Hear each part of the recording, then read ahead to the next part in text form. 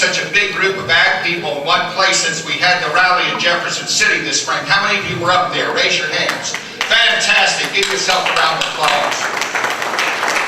Folks, I can't stress enough how important it is that you in ag and ag people wake up to what these outsiders are trying to do to us in the state of Missouri. They don't give a rat's tail, and I know I'm using an animal analogy here, but they really don't give a rat's tail about what happens to us in agriculture. Their goal is to put us out of business. That's their goal. And if you don't believe that after hearing what the senator said, every one of us representatives here voted the same way, regardless of political affiliation. There are some issues so important that we have to stay together and do the will of the people, folks. And believe me, this is one where your will be done if we work together.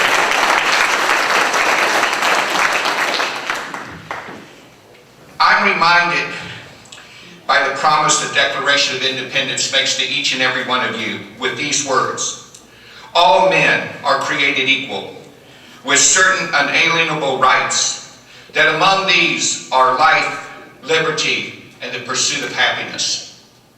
Much of what Brian was talking about was taking away your right to a livelihood, your right to pursuit of happiness.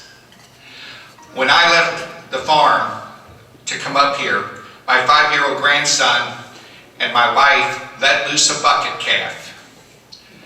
And it was such a beautiful night, and I hope to be around a little bit tomorrow to watch her as she merges with the rest of the herd.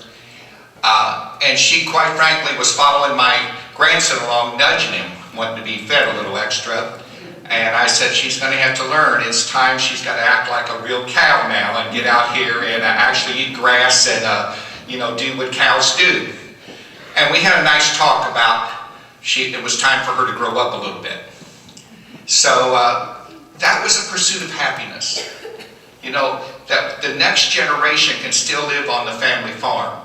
Our little farm I live on is just a small livestock operation, only 80 acres by the Quivers State Park, and it's been in my family since 1895. We raised a few cattle. We used to raise a few hogs when my kids were in 4-H and FFA. And I can't hardly wait for this 5-year-old grandson to be in 4-H. I got to wait 3 more years. So he might have to start at a few of these hog shows like you have in Bowling Green and like we started in Troy and like they have the state fair, where you can start earlier. One of my bills, and gentlemen, just don't take my idea and write the bill ahead of me.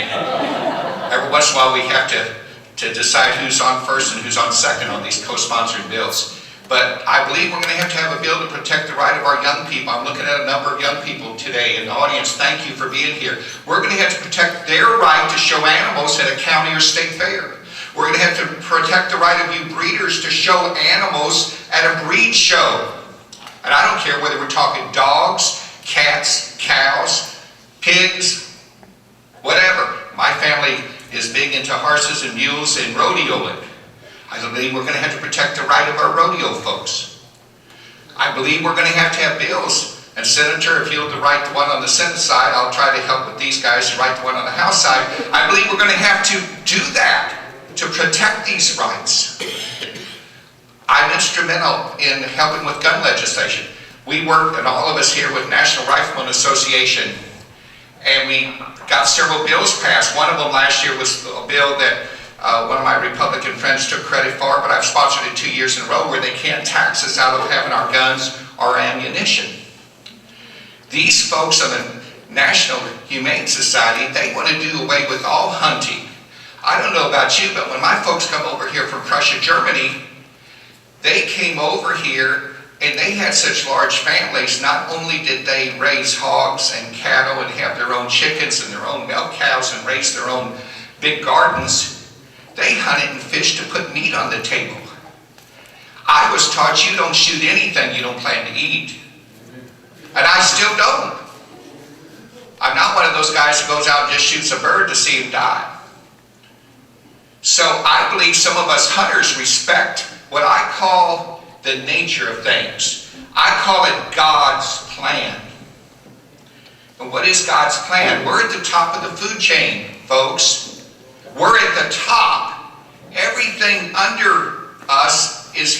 for us to use in some way. You can call this Mother Nature's way, you can call it God's way, but I believe it is the right way.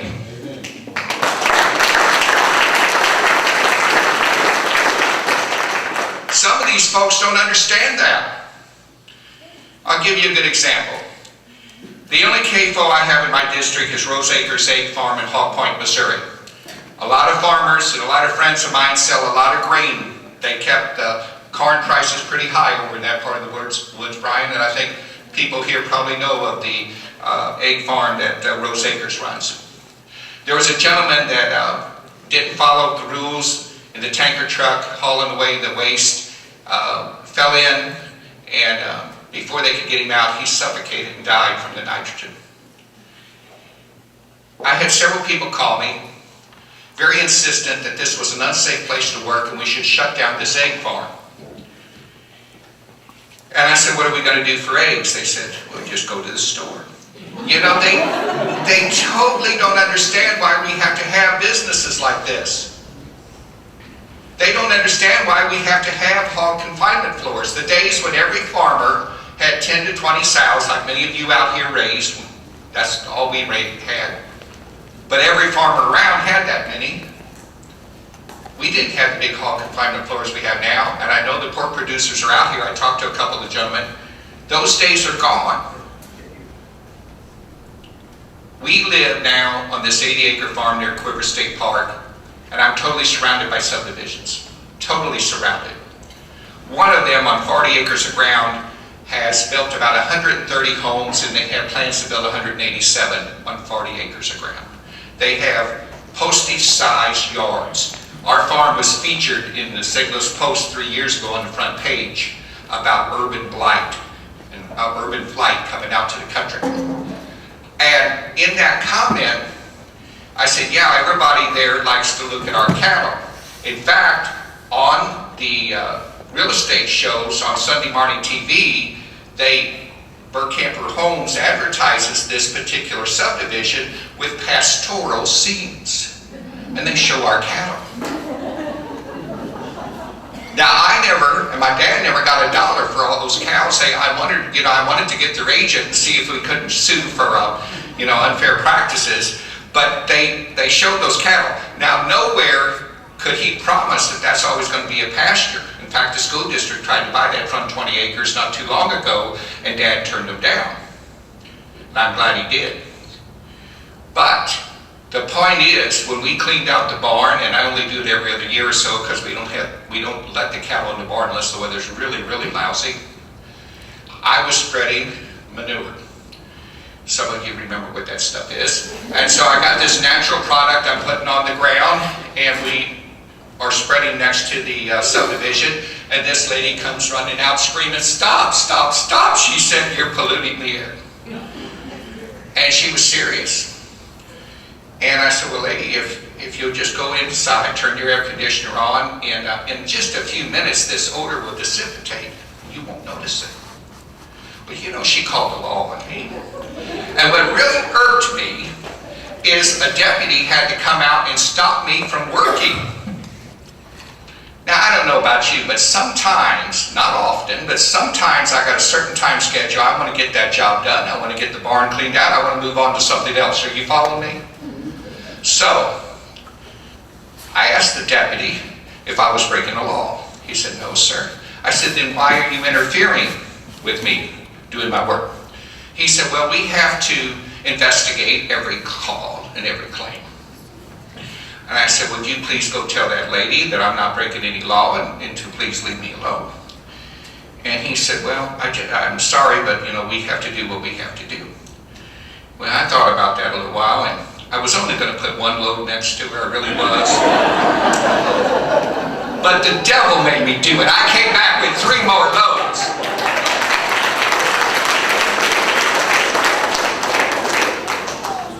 And I never heard another word out of the lady. I don't know, she may have moved. But overall, we have to work, and I don't want to appear that I'm a bad neighbor, because I I give away a ton of tomatoes, and my neighbors, for the most part, love me. And if there's a problem, they see a cow having a calf and having trouble, they call me. We have a good working relationship, as we all should. We should try to be good neighbors. But here's the point again. There's folks that's moving into our community that don't understand what we're doing. Brian and I worked on an ag bill that got vetoed by the governor, and I will speak badly about our governor. He did come out, and so did John Hagler, the Director of Agriculture, and helped with this bill, didn't he, Senator? And he did the right thing. We changed it with his help. Without his help, the governor and the Director of Agriculture, John Hagler, this would not have been changed. I can tell you that. And we talked enough Democrats to vote with this. We got the vote. Barely, but we got it. And the real problem with this, and I had a few people that claim they'll never vote for me again, is we did have to go against a few thousand votes of people who thought we needed this. Here's the problem. Those folks got robocalls from Betty White and Bob Barker, and I had a group of red hat ladies stop me in a restaurant and said, man, we thought if Betty White asked us to do it, we just had to vote for that. Because after all, we love Betty White on TV. Bob Barker and his TV program, you know, we gave that guy honorarium and put a bust in the Capitol. I could have busted his bust after what he did. But they have a right to speak up. I think, you know, we need to neuter as many animals as possible, as long as they leave me alone. And, you know, there's a few things you don't want them to mess with. But seriously, they voted because they got that robocall from those two people. I don't know who on our side we can do robocalls. I'm sure it's none of us four representatives here. We don't have enough clout, but if anybody can figure out maybe Brad Pitt, I don't know, we can get somebody to call. There are people that listen to that stuff. So here's what each of you have to do. You have to say, God bless Betty White and Bob Barker, but on this issue, they simply don't know what's right for Missouri. They simply don't know. We're here to tell you we need your support for this, for our community, for agriculture, for farming. We get back and talk a little bit about traditional farming. Those of us who raise livestock, and we have a small cattle herd that I help Dad take care of, we have a right to do so, and we have a right to do so with our traditional methods. And I don't care if it's an 80-acre farm or a 5,000-acre farm. We should be able to do that in traditional methods without being barred as to what we can do by outsiders. No groups such as the Humane Society of the United States should interfere with our livelihood and the way we make our living, or again, for our family and that little thing called just the pure right for doing things the way we need to do them. Our forefathers and relatives actually fought for the liberty that each of you share. And we have that freedom to farm, to have an agricultural business, to have the right to enjoy living in the country. I've taught school most of my life. I even taught in the St. Louis public schools in some of the most ghetto-infested neighborhoods you can imagine. And every night I go back to that farm, I thank God for the right to live on that family farm. I have never made my living farming. I don't stand before you like the good senator telling you that's how I made my living. I haven't. But I've always lived on the farm. I've always enjoyed the farm.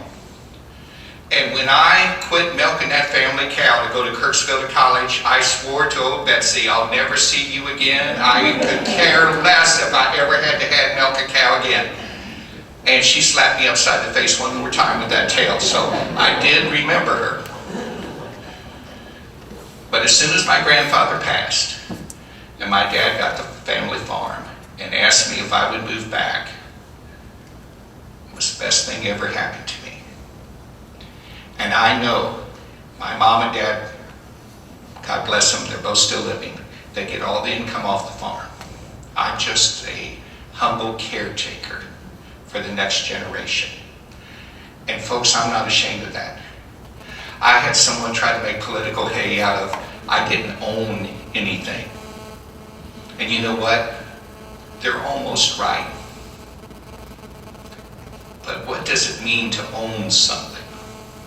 I don't have a deed in my hand saying this farm belongs to Ed and Maria Schieffer at this point in time, but I know what the will says and I'm not worried about it. How can you put owning the right of this 5-year-old grandson to go out and count the cattle with you in the morning?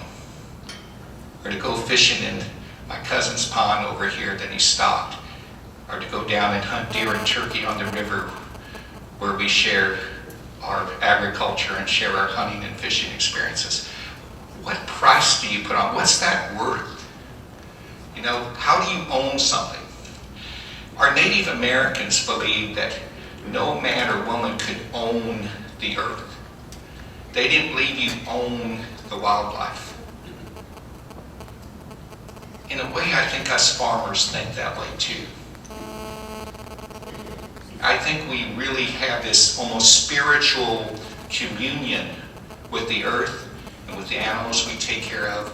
And I'll even say, when I'm sitting in that deer blind in Turkey, I have seen eagles fly over and geese that I can almost touch, and watch otters come up the riverbank and beavers, and see all these great things that the conservation has done for us. And I am never without a sense of awe of where we live, what we have available to us. And let's not let any group, not the United States, not in the United States of America, not let any group take any of that away from us. And if they do, may God have mercy on their soul, because I'm not. Thank you.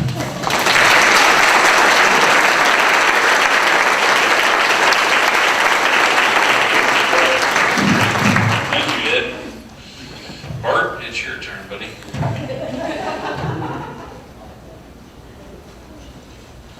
I'll try not to be as long as Senator Moran there, but anyway,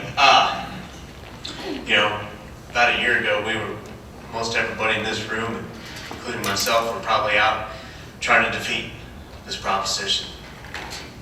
We worked really hard at it, and when we lose by 2%, basically 1.6%, that narrow margin, yes, we lost on that proposition, but that gave us that strength in the legislature